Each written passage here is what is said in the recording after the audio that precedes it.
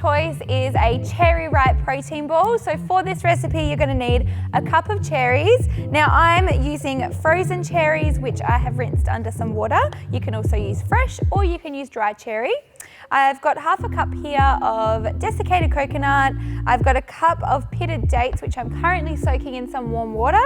I've got 1 cup here of almond meal. I'm going to be using 1 full scoop of the Happy Way chocolate protein powder, but you can also use the triple chocolate fudge in this recipe. And I've got a tablespoon of maple syrup.